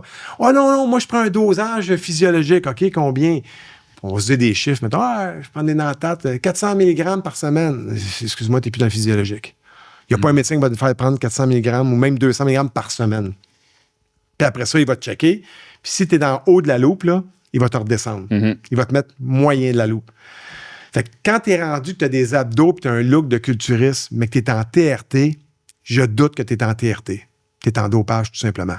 C'est ton choix, c'est tes affaires, mais faites-moi pas croire que tu es en TRT. Fait que tu vois une clientèle masculine, justement 50 ans et plus, qui peut avoir une TRT. De plus en plus, je les dirige vers ça, moi, vers le médecin. Parce que le médecin va lui donner des dosages physiologiques. Donc, s'il fait un supraphysiologique, c'est soit qu'il prend... capsule, injection, crème, de façon non, condensée. Oui, il complète. Il y a des gens qui viennent des États-Unis aussi. J'ai des clients américains, là, c'est autre chose. Ils complètent leur TRT. Dans mes clients américains, c'est complètement un autre discours. C'est comme un problème que tu vois récurrent, peut-être. Moins parce que c'est plus moi qui les invite à consulter leur médecin. Parce qu'on a des symptômes d'andropause, par exemple. On parle avant que la personne vienne suivre une TRT. Là, oui, je le vois, là, on le voit. Là. Martin, l'énergie. Martin, je me sens pas pareil. Là, on tombe dans le libido, on le voit tout de suite. Bon, problème érectile, tout ça. Bon, là, le tableau symptomatique de l'andropause est clair, net et précis. Il n'y a personne qui en a parlé. Il n'en a pas parlé tant à son médecin que ça parce qu'il va faire sa petite prise de sang. Il fait ses marqueurs habituels. Le médecin ne check jamais la testo, on s'entend, tu sais. Mais le cholestérol est beau. Il a monté un petit peu, c'est sûr, à cause de la testo, tu sais, qui est basse. Mais ça, le médecin, il ne va pas là tout de suite. Il est correct. Il n'est pas malade. Ça s'arrête là. Mais être fatigué puis pas de libido, pour un médecin, c'est pas être malade, ça. Pour nous autres, ça nous allume. C'est des flags pour nous autres. Préventif, oui. On veut voir qu'est-ce c'est le début de quelque chose. Il y a quelque chose, il y a un flag là. Puis là, tu vas plus loin dans ta recherche des symptômes. Tu dis, OK, ça, c'est un cas de TRT. Bon, ben là, demande un bilan à ton médecin. Parle-en à ton médecin. Parle-y de tel symptôme. Ben, j'ai jamais pensé que tu parlais de ça. Ben, regarde, tu as une petite liste. Puis parle-y, puis discute avec ton médecin. 9 fois sur 10, il se ramasse en TRT. Avec des dosages physiologiques, non supraphysiologiques. Fait que ma clientèle ne va pas dans le supraphysiologique. Pas que ma clientèle à moi, là. On n'est pas là du tout. Puis le client reste là, puis on résorbe rapidement. Dans 3 mois, là, c'est plus le même gars, là. Puis dans la perte de poids, pourquoi il est venu me consulter au début? Ben, là, on a une accélération, là. Ça devient plus facile un peu. Mais là, on parle d'un cas d'andropause. Je te parle pas d'un cas d'hypogonadisme là, à 25 ans. Là. Je te parle pas de ça, là, tu sais. Mais on a ça, tu sais. Puis oui, j'ai des anciens athlètes qui ont abusé un petit peu, puis qu'aujourd'hui, ils payent un petit peu le prix. Qui reprennent la TRT parce que leur accès est dévancé. Mais c'est depuis longtemps, souvent. Ouais. Ça, c'est quelque chose qu'ils ont vu à 35, 40 ans déjà, puis ils ont réussi à négocier un peu. Mais tu sais, on a différentes clientèles comme ça, là, entre la condition puis la maladie, l'hypogonadisme, à 22 ans que tu n'as pas de testo. Non, exact. Puis quelqu'un qui a fait du dopage ou quelqu'un qui est en andropause, tu sais. Mais on en voit de plus en plus de l'andropause. Plus que le 10-15 ans. C'est-tu parce qu'on est juste plus allumé là-dessus? C'est-tu juste parce qu'on est là? C'est pas parce qu'il y en a plus. C'est parce que peut-être qu'on les voit plus. C'est là aussi. On vit quand même dans un environnement qui est avec beaucoup de perturbateurs endocriniens. Donc, ça fait qu'est-ce que ça peut être une cause? On ne mettra jamais le doigt exactement sur le pourquoi. Ça va être dur, je pense, aussi. Oui, exactement. La réponse est peut-être avec un peu de tout ça. Un peu de tout ça, c'est sûr. Oui, puis c'est des informations qui datent sur 10, 15, 20, 30 ans. Là, mettons, les perturbateurs endocriniens, c'est pas quelque chose qui va tenir en 2 ans. Là. Non, c'est l'accumulation. L'accumulation, c'est ça. Puis à quel moment c'est arrivé dans ta vie, puis avec quels autres cofacteurs. Ça, là, on rentre dans une autre affaire pas évident. Là, fait que, mais oui, les TRT, c'est une autre discussion. Puis ça, c'est des affaires que je vois beaucoup sur les réseaux sociaux, que des fois, je me mets à sourire un peu. Je dis, OK, ça, c'est dossier glissant. Oui, dossier glissant. Puis là, ben, je sais qu'il y a du monde qui va écouter le podcast. Non, moi... Il y a des cas d'exception, là. Il y en a des gars en shape, là, incroyablement à 50 ans. Puis j'en vois des fois dans le gym, je dis, tabarouette ça. Puis je sais que le gars, il a un bon génétique. Je le connais depuis longtemps. Il a toujours été en shape. Il est encore en shape. Puis c'est un gars qui prend soin de lui. Puis bon, fait que je le connais. Puis je sais là, qu'il y en a des exceptions. Là, je te trouve en shape. Pour 50 ans, Martin, je te soupçonne une TRT. Oui, mais c'est pas 30 ans, Kevin, tabarouette. Mais non. C'est pas 30 ans. Tout est plus tough, tout est plus dur. Tu disais tantôt, hein, tu te regardes le monde aller. Moi, je faisais un peu de squat, là, 30 ans. Là, ça paraissait. Aujourd'hui, je suis plus capable de faire du squat first. On oublie ça, le squat pour moi, là, tu sais. Mais c'est plus tough. Mais est-ce qu'on essaie de se tenir en forme? Oui. Est-ce qu'on va vivre plus longtemps que nos parents? Ça devrait. C'est de vivre plus longtemps, mais plus longtemps en santé. Mieux, c'est parce qu'on est condamné. Si tu vis plus longtemps, tu n'as pas le choix d'arriver mieux parce que sinon, tu vas juste souffrir plus longtemps. Non, c'est ça. Tu commences à être malade à 70 puis tu meurs à 90, ton dernier 20 ans, il est tough. Fait que, il faut le voir là. Puis c'est à 50 ans qu'il faut le voir. Puis j'ai complètement changé ma façon de faire, moi, à 50 ans. Là. Je veux dire, je cours. Je fais du jogging. Il y a du monde. J'ai couru un moment donné dans la rue, puis il y a un gars qui est un culturiste, un ancien, tu sais, de ma génération, qu'on s'entraînait dans les gyms, puis qu'on squattait, puis tu sais. Il me regarde passer, puis je l'ai vu faire comme 2 fois signe de la tête. Martin, alors qu'il court, je dis pas ça à personne. J'ai continué, j'ai même pas arrêté. T'sais, parce qu'il faut que je change un peu mes habitudes d'entraînement aussi pour aller vers d'autres axes d'activité physique. Parce que sinon, si je restais encore dans mon type d'entraînement que je faisais quand j'étais culturiste, je suis très culturiste, effectivement. Il a compétitionné contre Larry Vinette. Oui. Il a gagné. Hey, Larry, je l'ai fait pour toi, celle-là. Je l'ai battu 3 fois sur 3. Wow. Larry, c'est juste pour toi que je l'ai dit, celle-là. Larry, je considère que c'est un des plus beaux physiques au Québec, qui est encore en shape. Puis c'est une machine, fait que le fait d'avoir battu Larry, ça me fait toujours rire parce que battu, tu sais, je veux dire. C'est un gars qui est en shape à la longue, tu sais, j'étais juste plus gros, plus large que lui, là, tu sais, mais la condition, c'était, tu sais, facile à... Je l'aurais même donné à lui pour la condition facilement. Fait que c'est un clin d'œil que moi puis Larry, on s'envoie tout le temps ça, tu sais, puis il a gagné Canada l'année que j'étais pas là. Ça, je l'ai dit. Clin d'œil à mon ami Larry. Oui. Ça, c'est juste drôle. J'ai une question, je vais l'appeler ça comme ça, le péché mignon de ma question pour nos invités, quand quelqu'un est dans le milieu. Parce que les gens l'aiment beaucoup pour eux personnels. Ton top 3 des suppléments. Pour quand on parle de tout le monde. Qu'est-ce que tu peux... Supplément aliments, on va parler du lactosérum petit lait whey, là. Ah oui, by the way, on fait-tu une mise à jour, là? Vas-y. De la whey, c'est de la whey, là. Il n'y a pas de la whey et de la isolate. De la isolate, c'est de la whey. Ouais. Elle est juste isolée, puis l'autre est concentrée, mais tout ça, c'est de la whey, du lactosérum, du petit lait. Parce que je l'entends souvent. Moi, qu'est-ce que je devrais prendre, de la whey ou du isolate? Oui, tout le temps. C'est dans la même famille de patentes, d'aliments, là. C'est juste la concentration, la différence, puis bon, les macroglobulines et tout ça, là. Bon. Puis le prix. On rentre pas là-dedans. Puis le prix. Oui, puis le prix, évidemment, oui, c'est ça. Fait que, en parlant de tout ça, je vais mettre le lactosérum, la whey, là, en premier. Pourquoi? Parce que, c'est un excellent complément alimentaire quand tu n'as pas assez dans ta bouffe. Puis, moindrement que tu veux du muscle, à un moment donné, la bouffe, ça a ses limites aussi, là, OK? Que ce soit au niveau digestif, que ce soit à plein d'autres niveaux. 2, ça nous permet de pimper un paquet d'aliments super bons, super goût. Des crêpes, des muffins, c'est ça, des gâteaux. Ouais. Puis là, pendant ça, tu tasses un peu la farine, tu mets de la farine d'amande, farine de coconut versus de la farine de blé, puis tu rajoutes un peu de poudre de protéines, puis tu viens de faire un gâteau complètement différent. Fait que moi, la whey, pour moi, c'est un must. Quelqu'un qui start un supplément qui n'a pas de whey dans son armoire. Même moi, la whey... Personnellement, c'est un aliment. C'est juste à cause que on l'a vu avec les culturistes, mais je veux dire, si je prends de la farine, on s'entend, ou du sucre, c'est des glucides sous une forme très simple. Si je prends de l'huile, c'est des lipides sur sa forme. C'est un aliment protéines sur sa forme la plus simple, c'est quoi? C'est des protéines en poudre. C'est du lait déshydraté qu'on a utilisé juste une partie des protéines, non pas la caséine. Mais ça reste partie de l'alimentation. C'est juste qu'on le voit comme un supplément. Mais pour moi, c'est pour ça que j'ai dit... aliment. Exactement. Supplément / aliment, parce que pour moi, on n'est plus dans le nutraceutique, on est dans l'aliment. L'oméga 3, hein, tu as le dosage physiologique, thérapeutique d'oméga 3, puis tu as le dosage associé à l'effet nutritionnel tout simplement. Mais si tu veux l'effet anti-inflammatoire, l'effet sur le cognitif, par exemple, des oméga 3, ben là, tu dois monter ton dosage, 4 à 6 grammes de longue chaîne d'acides gras essentiels, là, DHA, EPA, qu'on appelle. Là, mais si tu veux juste nourrir tes cellules, prends 3 gélules par jour, puis ça fait un job, là, pour nourrir tes cellules, comme manger un peu d'oméga 3 dans ton poisson. Mais si tu veux l'effet physiologique thérapeutique, là, faut que tu augmentes ton dosage. Le lactosérum, c'est un peu la même affaire. Tu peux faire un petit shake, puis tu peux en mettre dans tes muffins. T'sais. Fait que ça, c'est mon numéro 1. Puis il est famille-wise. Pas tout le monde. Oui, vraiment, vraiment, vraiment.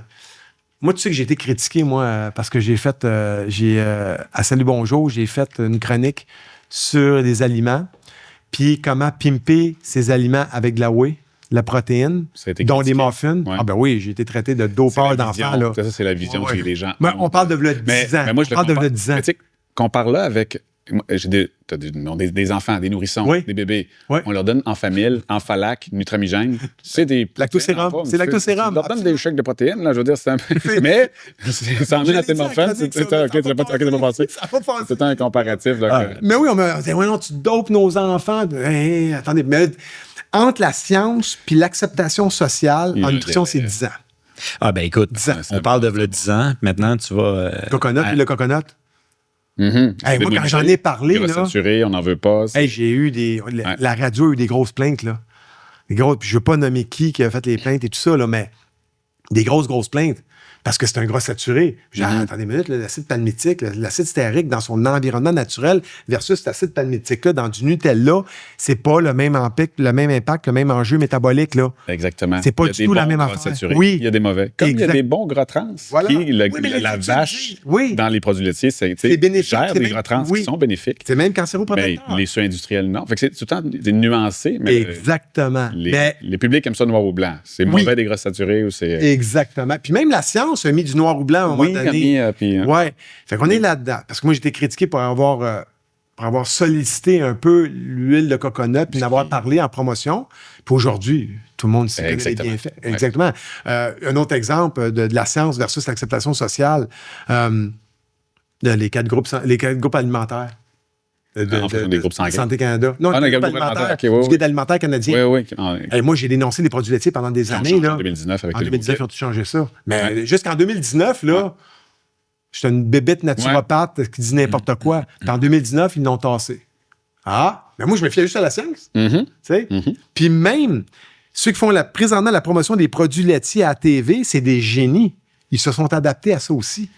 Ils sont plus dans la science absolue que les produits laitiers, c'est bon pour la santé absolue. Là. Ils vont dans certains marqueurs associés, that's it, puis ils parlent du confort. L'aliment confort des produits laitiers. Ça, je suis d'accord. Je suis d'accord avec ça. On a tous bu du lait quand on était jeune, puis avec du spaghette, puis des affaires. On a tous bu ça, là. Notre cerveau est encore enregistré comme ça. Mais après ça, on comprend la science en arrêt de ça. Fait que, oui, mais pour répondre à ta question, parce que tu as vu les doses que je fais, premier aliment, supplément, la whey, lactosérum, petit lait. Le deuxième, je le dis à tout le monde, c'est les oméga 3. Oméga 3. Pas oméga 3, 6, 9, là. Oméga 3, date. Les oméga 6, vous en avez en masse. Oméga 9, prenez des bonnes huiles végétales, là, comme l'huile d'olive. Vous en aurez en masse pour vos besoins. Oméga 3. As-tu vu la dernière étude qui est sortie avec une analyse cette année de 500 000 personnes? Ils ont analysé 500 000 personnes à travers le monde. Ils ont analysé. Dans nos cellules, on devrait en avoir entre 8 et 12 d'oméga 3. Et le Canada est à 2,9. 2,9? On est vraiment faible. Fait qu'on voit qu'on a... C'est ça. Bon, l'indice oméga 4, c'est ça. Mais ça, c'est compliqué pour les gens qui comprennent. Oui, effectivement, mais ils ne peuvent pas les checker. Ça fait juste démontrer qu'on en consomme pas assez. On tente trop. C'est ça. Oui, parce qu'on mange encore industrialisé, puis il n'y en a pas d'oméga 3 industrialisé, puis c'est pas dans le petit bar avec l'oméga 3 plus dedans, puis tes œufs aux oméga 3 que tu vas aller en chercher tant que ça. Fait que l'oméga 3, go avec ça. C'est un no-brainer. À part certaines particularités sur les facteurs de coagulation X, Y, Z, là, tu peux pas te tromper à prendre des oméga 3, à moins que ton médecin t'ait dit quelque chose au niveau de ta condition de santé. Mais tu peux pas te tromper à prendre trop d'oméga 3. Puis trop d'oméga 3, c'est pas facile à prendre. Faut se le dire, là. C'est 15 gélules par jour, 20 gélules par jour. Personne qui fait ça. T'aimes les petits rots de poisson. Oui, puis même en liquide, il faudrait que tu prennes 4-5 cuiratés par jour là, pour aller chercher quelque chose de peut-être qu'il faudrait qu'on check. Fait qu'on n'est pas là dans le dosage normal. Fait que oméga 3, go avec ça. Là, c'est le troisième, là. C'est le troisième. Ah, ben oui, je l'ai. Ben oui, on est toujours très... Magnésium. Je sais que je ne suis pas original, là, mais le magnésium. On n'invente pas la roue dans les besoins essentiels, à cette instance. C'est toute la même affaire, ça doit être un peu vrai, j'imagine. Ouais. Pourquoi le magnésium? Ça, c'est là que les gens ils savent un peu moins. Le premier minéral qu'on métabolise en période de stress, c'est le magnésium. C'est en tout cas un des celui qu'on métabolise le plus, parce que c'est pas rien qu'un, là, c'est plusieurs, mais un. Qui n'est pas stressé aujourd'hui? Qui n'est pas anxieux aujourd'hui? On est dans une société anxieuse, de stress. Selon certaines études, selon certains spécialistes, pire que dans le temps du Moyen-Âge. Dans le temps du Moyen-Âge, là, c'était de couper la tête, là. C'était sérieux, moi, je pense, le stress qu'il y avait, là. C'était de mourir, bonheur dans ta vie, là, tu sais, puis de voir ta femme mourir, puis tes enfants mourir très tôt dans ta vie. C'était ça, le stress au Moyen-Âge, là. Puis la maladie, puis tout ça, là, tu sais. Puis aujourd'hui, on serait plus stressé que dans ce temps-là. Je ne sais pas sur quel marqueur ils ont checké ça, là. Mais ceci dit, vu qu'on est très stressé, probablement que le magnésium va être plus métabolisé. Donc, nos autres besoins cellulaires vont être un petit peu hypothéqués. Puis ce qu'on ne sait pas aussi, c'est que nos sols de culture sont de moins en moins contenus en magnésium. Nos sols sont tellement réutilisés rapidement, refertilisés, que le magnésium n'a pas le temps de se construire dans nos sols puis d'être acheminé vers nos assiettes.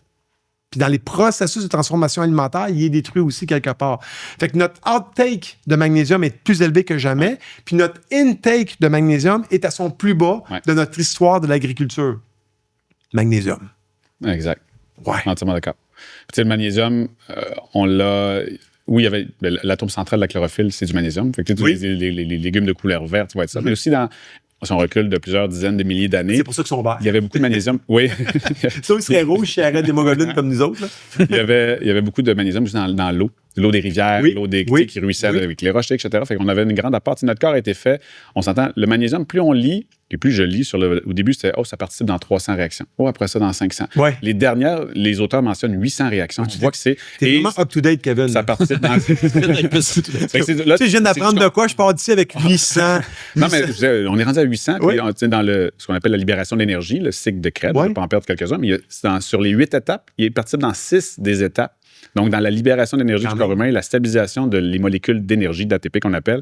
Fait que ça fait que c'était présent partout dans le corps. Fait que c'est de là, moi, je vois un peu la raison que le magnésium, on l'avait dans notre eau auparavant et dans nos légumes, qui fait que c'est la richesse. Là, en ce moment, notre eau est filtrée, on arrive du robinet, la richesse en magnésium, zéro. Nos légumes, sol surexploité, zéro. Comme nos cellules du corps avec la vitamine D, le soleil. On a vécu sous le soleil, fait que c'est un élément que le corps a fait partie intégrante de sa structure, de sa fonction biologique. Donc, pour moi, c'est des choses que puis oméga 3 aussi, le poisson, il y a 1 million d'années, on l'a introduit. Tu sais, c'est des choses que, si on recule de notre évolution, comment le corps s'est adapté à notre environnement, ce qui fait que ça devient des éléments prioritaires et comment qu'aujourd'hui on est rendu. C'est fou, dans un siècle, comment le changement puis on est un peuple aussi de poissons. Il ne faut pas l'oublier dans le sens qu'on s'est nourri de poissons plus que n'importe quoi aussi pendant un bon bout de temps là, quand on est arrivé ici. Là. Fait que moi, je pense que ces trois suppléments-là, lactosérum, oméga 3, magnésium, c'est des no-brainers parce que l'effet primaire versus peut-être un effet secondaire que je ne pourrais même pas te parler aujourd'hui d'effet secondaire. Kevin, je ne sais pas. Il n'y en a pas. C'est bon. À part comment on parlait d'anticoagulation. Oui, les facteurs de coagulation. Peut-être diarrhée si on prend trop de magnésium, il pourrait y avoir, mais sinon, c'est rien de dangereux. Sont aussi accessibles monétairement. Oui. On peut se le payer. T'sais. Puis après ça, on va parler de forme, de magnésium, le biglycinate versus l'oxyde, mettons. Bon. Encore là, je dis à mes clients, hey, commence par en prendre. Commence par en prendre. Inclus ça dans ton... accueille ça dans ton mode de vie alimentaire, de prendre ton supplément. Là, puis après ça, on ira pointiller peut-être sur quelle marque, quelle forme. Parce que là, si je lui parle de forme puis de biodisponibilité, dans une première consultation, les lumières s'éteignent. Là. Il n'y a plus personne à la maison. Là, donc là, commence par leur parler de prendre du magnésium. Ben, ils vont en acheter. Ben oui, je recommande des compagnies, puis je recommande, je dirige. Mais commence par en prendre. Ouais, mais du coup, je prends un mauvais. Encore là, tu n'en prends pas assez pour que le mauvais te nuise tant que ça. J'aime mieux que tu sois dans l'accueillir la notion, puis après ça, on la peaufinera ta notion. Puis on te dirigera vers le bon supplément peut-être, ou la bonne compagnie. Une compagnie américaine versus une compagnie québécoise, canadienne, versus une compagnie européenne, une compagnie chinoise. Des fois, on ne sait pas d'où viennent le supplément. Mais là, on peut éduquer le client. Mais commence juste par dire que le magnésium, là, quand tu es stressé, t'en perds beaucoup, puis tu en as moins dans ton alimentation. Je pense que ça se comprend bien. Là, il y a une ouverture qui se fait d'esprit du client. OK, ça retourne avec ça. Parce que si on part avec tout ce qu'on connaît, puis les études, puis tout ce que... On le perd. C'est vraiment compliqué de prendre du magnésium. C'est donc bien tough. Peut-être que je connais ça, moi, prendre du magnésium. Non, tu as juste à savoir que quand tu es stressé, tu en as besoin de plus. Puis c'est par rapport à ton énergie. Là, on ne parle pas d'ATP parce que là... l'adénosine triphosphate puis le cycle de Krebs, on ne parlera pas de ça. Là. Non, exactement. Je l'ai fait parce que j'ai une certaine... Oui, c'est ça. Oui, c'est ça. Puis même là, tu me clenches, là, dans le sens que... Mais ceci dit, juste expliquer aux gens, prendre l'oméga 3, prendre du magnésium, c'est mes deux no-brainers, là, souvent qu'on... Puis on me pose souvent cette question-là. Puis l'autre affaire, une recommandation que je peux dire aux gens, je ne sais pas si tu vas être d'accord avec ça, Kevin, peut-être que oui. Je dis toujours à mes clients, vous devriez prendre 5 suppléments ou moins idéalement. Jamais plus que 5 suppléments. Pourquoi, Martin, si tu me dis que les suppléments sont bons? Parce que si tu es obligé de prendre 5 suppléments, le problème est peut-être à la source aussi. Retourne revérifier ta source, ton alimentation, puis comment tu métabolises ton alimentation avant d'en compenser avec un autre supplément, puis un 6e, puis un 7e. Parce que moi, il y a des clients, là, ça en prend. Là. Tu sais, Brian Johnson, là, le gars là, qui se dit là, avec les marqueurs biologiques là, parfaits, là, il prend 99 suppléments par jour. Tu vas vivre combien d'années de plus pour te faire souffrir comme ça? Je veux dire, peut-être. Puis, n'oublie pas, lui, c'est juste à la fin de son projet qu'on va pouvoir savoir si c'est heureux ou pas. Là. Parce que d'ici ce temps-là, c'est juste des marqueurs. Là. Ouais. Parce qu'il y a des gens là, qui ont vécu 98 ans puis 100 ans dans leur vie. Là, puis Ils n'ont jamais pris rien pris de leur vie, là. Puis ils ont fait la Première, Deuxième Guerre mondiale. Tu sais? Fait que l'être humain, c'est assez spécial. Fait que, à un moment donné, je dis, OK, quand tu consommes plus que 5 suppléments, je m'y attarde. Pourquoi tu les prends? Qu'est-ce qu'on te dit là-dessus? Oh, on m'a dit ça. Parce que c'est tout bon pour tout. Mais à un moment donné, ça te crée une charge aussi. Parce que si tous les suppléments fonctionnent si bien que ça, tu as une charge métabolique associée à tes suppléments. C'est trop. Ton corps reçoit trop d'informations à gérer. Tu n'es pas capable. Non, tu peux avoir des suppléments de base que tu peux garder à la limite à l'année, mais il y en a certains que tu vas intégrer. Tu vas périodiser. OK, bon, la période des rhumes arrive, je vais intégrer un peu plus de zinc, ou je vais jouer des choses comme ça. Absolument. Un petit peu d'équinacée, en périodisation. Exactement. Ça, on peut jouer comme ça. Parce que moi, il y a des clients qui viennent me voir, ils disent, Martin, je prends tel supplément, plein de suppléments. Je n'ai pas d'énergie. Je dis, OK, parfait. On tire tout ça pendant une semaine. Tu m'enlèves juste ça pendant une semaine, tu touches à rien.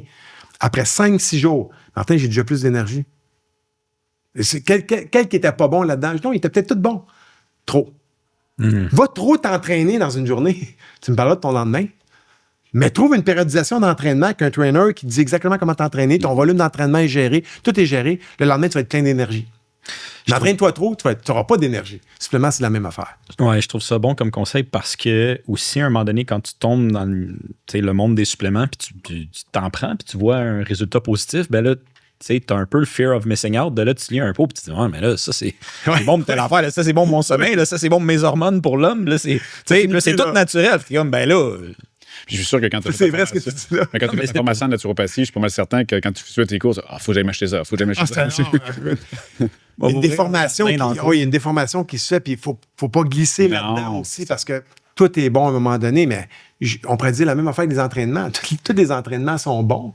Là, présentement, c'est la mode des anciennes stars de bodybuilding, là, qui parlent même de leur protocole anabolisant. Là. Ça, c'est rendu une ouverture complète. Là, il y en a là, qui vont dire, non, moi, je faisais un court volume d'entraînement, un petit volume d'entraînement. J'allais m'entraîner 45 minutes. Je repartais, mais c'était brutal, court et brutal qu'on appelle. Il y en a d'autres qui disent, non, moi, j'allais jusqu'à effort maximal, fatigue maximale. D'autres disent, non, moi, je ne vais pas dans fatigue maximale parce que c'est dangereux pour la blessure. Là, tu as différents points de vue. Ils ont toutes raison. Trouve le training pour toi qui fonctionne. Mais ils ont toutes raison, ces gens-là.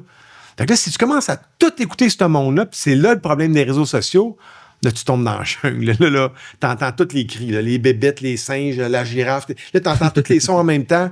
C'est un capharnaüm, là, carrément. Puis c'est ça qu'on vit avec les suppléments aussi. Mais même chose avec l'alimentation et les diètes, comme tu disais tantôt. Ah là, je fais du carnivore. OK, là, je vais faire un céto. Après ça, je vais finaliser ça avec un végé pendant une semaine. Après ça, je m'en vais faire un jeûne. Un jeûne forcé de 4 jours. Après ça, je tombe en jeûne intermittent ou séquentiel, là, prends le mot que tu veux. Là, ça n'arrête plus, là. Là, ça se promène. Ils viennent de voir après 3 mois, ils sont verts, jaunes, bleus. Ils savent plus quoi faire. Ils shake pendant qu'ils te parlent. Puis là, il faut juste que tu les ramènes. Mais là, quand toi, tu les ramènes, c'est si simple la notion, ils ne te croient plus. Ça doit être compliqué pour que ça marche. Ce que tu me dis, Martin, c'est trop simple. Moi, il y a des gens qui m'ont dit ça. Martin, ce que tu me dis, c'est trop simple. Si c'était ça, on réussirait tout. Ben, c'est peut-être ça. Commence par la simplicité. Puis après ça, tu complexeras tes affaires un peu. Commence par la base. J'arrête ta bouffe en premier avant de me parler de suppléments. Ouais, exactement. Pas trop, on va parler de suppléments. J'en vends des suppléments. J'ai ma propre ligne de suppléments. Mais on peut-tu parler de ta bouffe en premier? Parce que si tu me parles d'oméga 3, mais que tu manges du processed food à côté, ça va t'en prendre d'oméga 3 pour créer ton bilan comme il faut, là. Ton ratio comme il faut. T'sais? Fait que là, puis des fois, j'arrive avec des gens qui sont trop techniciens. T'sais? Martin, comment je fais pour checker mon indice oméga? J'ai entendu ça dans un podcast ou... Je sais pas, va voir ton médecin. Je sais même pas. Moi, je peux pas rien te prescrire de labo là-dessus. Je connais même pas de labo qui check ça, l'indice oméga. J'en connais pas. Américain, oui. Américain, effectivement. Oui, américain, mais canadien, j'en connais pas. Non. On n'est pas là. Fait que... même juste au niveau des ratios de cholestérol, c'est pas évident, là. Oui. Pas évident. Fait que beaucoup là, on revient aux premières questions par rapport aux réseaux sociaux. Il y a tellement d'affaires que ce que je trouve plate présentement dans ma pratique, ben pas plate, mais c'est que je passe beaucoup de temps à défaire avant de refaire. Avant, je passais beaucoup de temps à faire, puis là, je passe beaucoup de temps à défaire.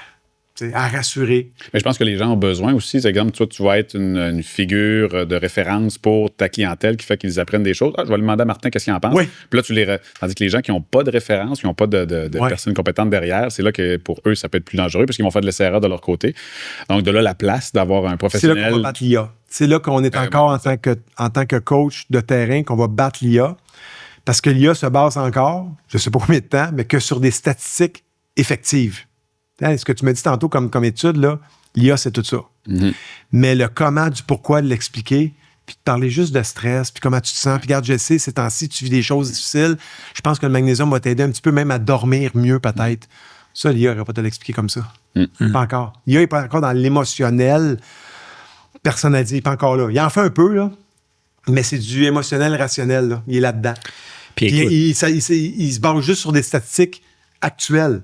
Passées, mais actuelles, mais il n'est pas capable de prévoir encore tant que ça. Il prévoit par rapport aux chiffres qu'il y a là. Mais si les chiffres changent, il va être obligé de changer son discours. Ça remplace pas l'expérience du thérapeute. Oui, je pense que... Mais ça va faire mal. L'IA va faire mal. Effectivement. L'IA va faire mal. Les gens vont aller... Le client, au lieu de l'avoir tout de suite dans ton bureau, il va arriver peut-être 4-5 mois plus tard. Fait que ça, 4-5 mois plus tard, en business, ça peut te faire mal. Ça peut faire en sorte que tu ne puisses pas manger. Que tu te dis, OK, ben là, je vais être obligé de fermer. C'est ça que moi, j'ai plus peur dans la business. Ceux qui sont bien établis, ils vont rouler, ça va bien aller. Mais ceux qui commencent, ben, l'IA va retarder le client qui va rentrer dans son bureau. Il va arriver plus tard dans le processus. Ouais. Moi, c'est ça que je pense de l'IA, mais encore là. Ça a l'air que personne ne sait c'est quoi l'IA. Fait que c'est pas moi aujourd'hui qui va déterminer ce qui s'en vient avec l'IA, mais l'IA va bouger des affaires. Mais il ne pourra pas tout bouger. Non, mais c'est ça. On peut pas. On sait pas ce que l'avenir nous réserve. Puis je pense que ça serait même difficile de prédire à quel point. Tellement ça va vite. Mais chose certaine, c'est qu'en ce moment, l'IA, c'est la personne elle-même qui l'utilise. Puis il est là le problème. Même ChatGPT, puis sûrement vous le remarquez, là, mais il te dit qu'est-ce que tu vas entendre. Poser une question, puis il va te dire tu fais bien de me poser ces questions. Bonne question, Vincent, bravo! Posez-vous toute la bonne question à chaque fois, vous autres. Moi, à chaque fois que je pose une question à ChatGPT, il me dit très bonne question. T'es un génie. Ce matin, il me dit excellente question. Je pose tout le temps les bonnes questions, moi, ChatGPT. C'est malade. Même vous aussi. Puis écoute, tu peux. Moi, des fois, moi, ma blonde, on va parler d'affaires, puis on va dire OK, je vais demander à ChatGPT, puis c'est drôle, moi, je vais lui poser la même question, mais comme, tu sais, j'influence ma question, puis là, il va pas te répondre la même affaire parce qu'il comprend vers où tu veux t'en aller. Puis il t'a analysé avant, puis... il connaît, il a ton historique de conversation. C'est impressionnant. Pour des vieux éléphants comme nous autres, là, c'est impressionnant de voir comment ça va vite. Mais moi, je pense que, en tout cas, la profession est quand même protégée du fait que ça prend quelqu'un pour accompagner les gens au-delà des conseils. Puis Je pense que les gens vont chercher un humain aussi à un moment donné. Il va y avoir une effervescence dans la technologie, un peu comme les cellulaires. À un moment donné, là, je sais pas, mais moi, je suis tanné de mon cellulaire. Là. Quand il ne sonne pas, là, je suis content. Puis quand je l'ai eu au début, là, il y a 15 ans, à peu près, les cellulaires qui sont rentrés en 2000. 20 ans. 20 ans qu'on a commencé à utiliser les cellulaires. Ouais, à peu près. On avait-tu hâte que ça sonne? Hey, mon cellulaire sonne. Là, on le prenait, on était fiers. Aujourd'hui, s'il sonne, ça me stresse. Fait que je pense que le IA ou les nouvelles technologies associées, il va y avoir toujours une effervescence au début, une excitation, puis à un moment donné... C'est du nouveau. Puis à un moment donné, on va juste tanner parce que ça va juste nous... Ça va juste... L'humain a besoin de l'humain. On l'a vu avec toute la COVID, etc., la solitude, tu sais, puis on a toutes les... Ce que la solitude apporte chez l'humain, là, on voit une perte de 10 ans d'espérance de vie. Une personne qui vit seule versus une vie en social. Je ne savais pas cette statistique-là. Tu vois que tout ce que ça comporte comme comportement, comme humeur intérieure. Donc, l'humeur ou ce que qu'on ressent a un impact sur notre physiologie. La ligne de pensée, en vrai, c'est PEAR, donc une poire, P-E-A-R. Donc, une pensée engage une émotion, l'émotion engage une action, puis l'action engage une résultante. Fait que si, exemple, je conduis en voiture, puis je vois une police, puis je roule un petit peu trop vite, ma pensée de me faire arrêter va engager une émotion de stress. Le stress va engager l'action de sécrétion d'adrénaline. La résultante... puis la résultante, mon cœur va battre plus vite. Fait que ça fait que j'ai juste eu une pensée qui engage, fait qu'une solitude qui fait que tu as peut-être des pensées négatives ou autres, fait que ta santé hormonalement ou métaboliquement ou neurotransmetteurs se passe, ce qui fait qu'on diminue notre espérance de vie. Donc, c'est pour ça que l'IA va être présent, mais on va... Oui, effectivement, là, qu'on aurait c'est beaucoup de 10 ans, je trouve. 10 ans sur... faudrait regarder sur... Parce que 10 ans, ça a pris quasiment... pour augmenter 10 ans, ça a pris quasiment 100 ans, là. pour augmenter de 10 ans, tu sais, l'espérance de vie. Là, Faudrait que je regarde, j'ai vu les conclusions, j'ai pas lu l'étude. Fait que je pourrais regarder, voir c'est quoi les barèmes donc d'espérance de vie des gens seuls versus des gens bien entourés. Donc, mais on le voit, je sais pas si tu as vu des zones bleues aussi, exemple, documentaire qui est bien démontré, que les gens qui vivent centenaires, souvent les parents vivent avec les enfants dans leur maison, donc le côté social, ils les impliquent pour les tâches, donc on a une richesse. Fait que, est-ce que c'est 10 ou c'est 7 de moins ou c'est 6? C'est un chiffre en vrai qui dit ça s'ajoute sur l'espérance de vie, sur la qualité de vie. C'est tellement compliqué l'espérance de vie, puis ça dépend d'où tu es né, quand tu es né aussi. Oui, c'est ça. C'est pas juste en 2025, l'espérance de vie des gars est à 81 puis les femmes c'est à 84. Là. Ça dépend l'âge que tu as aussi en 2025. Fait que je trouve que c'est des chiffres des fois. C'est peut-être lancé en l'air. Oui, qu'on peut dire bien des affaires sur ces disons que ça a un impact sur. Mais tu attires mon attention sur le 10 ans. Je peux regarder. Oui, mais je vais checker aussi, on va faire ça. Challenge un peu, fait que ça m'intéresse. Je vais aller vérifier. C'est ça, on se challenge tout le temps, puis c'est bien correct, puis on ne saura jamais toutes les vérités, ça va tout changer aussi en même temps. Fait que le but, c'est de coacher du mieux qu'on peut, puis pas trop coacher non plus. Moi, je dis ça souvent à mes gens, tu sais, il y a des jeunes des fois qui m'appellent, puis font des petites interviews, puis hey, Martin, c'est quoi ta recommandation? Je coach, mais pas trop. Garde-toi une petite gêne aussi quand tu coaches. Tu sais pas tout. Puis tu connais pas tout de ton client, tu sais. Ça, c'est quelque chose que j'ai changé les 3 dernières années aussi. Parce que tu ne connais pas l'état émotif de ton client, qu'est-ce qu'il vit présentement. Ça, c'est bien, bien important. Ça se développe avec le temps. Plus la confiance se développe avec le client, plus. Ouais. Des fois, prendre le temps. Pas tout le monde qui... Prendre le temps aussi de... Je ne sais pas, Kevin, si c'était de même en consultation ou dans tes coachings, mais on essaie de remplir les blancs. Hein? On ne veut pas qu'il y ait de. Moi, je ne suis pas trop comme ça. Tu es peut-être meilleur que moi. Ben, moi, je suis rendu mieux que ça. J'ai une très bonne écoute. Donc, bonne écoute. J'en ai réussi. Tu sais, les blancs. Je trouve que le blanc, c'est. Mais je comprends. On n'aime pas les blancs. C'est mon client, moi. Exact. Mais ça fait longtemps que je l'ai réalisé. OK, mais souvent, le blanc. Négocier un blanc? C'est-à-dire qu'un blanc, c'est un silence absolu entre les deux. Ça dépend. Un blanc où que la personne peut amener une réflexion, où je le laisse réfléchir, ou c'est un blanc où il n'y a pas de parole, mais la personne, il se passe de quoi dans sa tête? Là? Je le mène en réflexion. Donc, c'est volontaire. Mais si la discussion s'arrête, puis il me regarde, puis il ne bouge pas, puis je vois qu'il ne réfléchit pas plus, là, c'est un blanc malaisant. Fait que là, oui, on va vouloir remplir ce blanc-là. OK, c'est ça. Moi, je voulais tout le temps les remplir. Je suis un verbomoteur, fait que je voulais tout le temps les remplir, puis je pensais que c'était la façon aussi de donner un maximum de contenu dans le laps de temps. Puis là, j'ai commencé à accepter des blancs. Même malaisant. Même malaisant. Je me suis dit, bon, je suis malaisé, mais il l'est peut-être aussi. Ça dure quoi, 2 secondes, un blanc? C'est pas dramatique. Mais ça, c'est quelque chose que j'ai changé dans ma pratique, je dirais, dans les 3-4 dernières années. Pourquoi 3-4 dernières années? Parce que la COVID, le COVID, là, vous l'appelez comme vous voulez, c'est le virus ou la maladie. Là. Ben ça me choque. Moi, je dis là. Moi, je dis la COVID parce que c'est une maladie. Parce que c'est disease. Oui, c'est ça, c'est la maladie. Mais il y en a qui disent, ouais, mais c'est un virus, c'est le COVID. C'est le coronavirus. Fait que... Oui, mais c'est la maladie. Messieurs, je vais me permettre. C'est ça. On voit votre passion, les gars, ils geek out. Martin, pour terminer l'épisode, les gens qui ont apprécié, où est-ce qu'ils peuvent te suivre? Qu'est-ce qu'ils peuvent. Qu'est-ce qui s'en vient pour toi? cliniquemartinlaure.com. Oui, tu sais, toujours les Facebook, puis mon Facebook, mon Instagram, puis TikTok. Je vous dis TikTok, je suis pas vraiment bon. Là. Mais c'est toujours Martin Allard. Toujours Martin Allard. Mes suppléments s'appellent Martin Allard Nutraceutique. Puis il n'y a rien d'égo là-dedans. Là. C'est juste une mauvaise gestion de tes affaires. Dans le sens que tu commences de quoi? Je vais appeler ça Martin Allard parce que je changerai de nom quand ça va grossir. Mais quand c'est rendu gros, tu n'as pas le temps de t'occuper de changer de nom. Puis là, fait que c'est pour ça. Puis cliniquemartinlaure.com.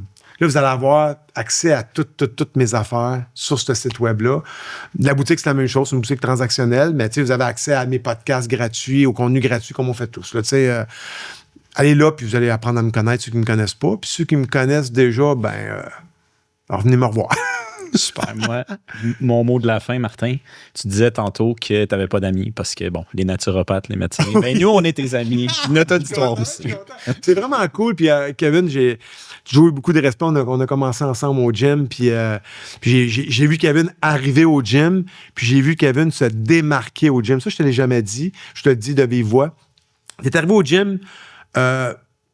prends-les pas mal, mais nobody, un parmi tant d'autres, parce qu'on mais c'est vrai. Parce qu'on va te dire, au gym, il y avait beaucoup d'entraîneurs vedettes. C'était tous des top entraîneurs. C'était tous des entraîneurs qui avaient réussi, des fondateurs du milieu. Là. Ça partait tout du pro gym, ça arrivait tout au pro gym, ces coachs-là. Fait que quand tu arrivé au pro gym, là, T'étais dans une J'étais jungle. 21e. Oh, J'étais ouais. déjà 20. Là, OK, c'est ça. T'étais 21e? Ouais. OK, bon. Il n'y avait même pas de place. Là. Ils m'ont libéré un garde-robe pour C'est vrai, pour c'est me faire un vrai. bureau. Ouais. C'est vrai. C'est la conciergerie. Fait que lui, il est arrivé parmi plein d'autres. Tu sais, on se disait, un autre qui va arriver, puis qui va peut-être repartir dans 3 mois parce qu'il va voir que là, il est en compétition contre tous des tops ici. Puis je le dis avec vraiment humilité, là, c'était tous des tops au Pro Gym, là, tu sais. Puis j'ai vu Kevin se démarquer. J'allais te voir au bureau, même si on ne travaillait pas ensemble, je te référais du monde, tu m'en référais des fois. Toujours professionnel, toujours ça coche au niveau technique. Ça m'a impressionné. Il y a 8000 diplômes, ce gars-là. Il y a 8000 diplômes. Je suis sûr qu'il y en a des pas vrais là-dedans. Là. C'est impossible d'avoir... Avec l'IA, on peut faire ce qu'on veut. C'est impossible d'être formé comme il est formé, mais bon. Mais chic type. Puis quand tu m'as appelé, tu m'écris pour le podcast que je connaissais pas, que j'ai probablement vu passer, mais parmi toutes les autres qu'on voit passer, tu sais, des fois. Fait que j'ai dit oui tout de suite parce que j'avais une très grande confiance. Puis je t'ai découvert en même temps. Je savais même pas que c'était toi qui t'en arrêtais de ça. Mais j'étais en confiance. Tu sais, je me suis même pas préparé. Là, j'ai rien. Moi, je me suis même pas préparé pour venir ici. Je dis, moi, je suis en confiance. Je suis avec eux autres. Puis avec Kevin, je pensais que j'étais tout seul avec Kevin. Et ça va être facile. Ça va être facile avec Kevin. S'il a besoin d'une statistique, je le regarde puis il va la sortir. Tu sais, fait que c'est ça. Très cool. Je te dis ça en toute humilité, c'est très gentil.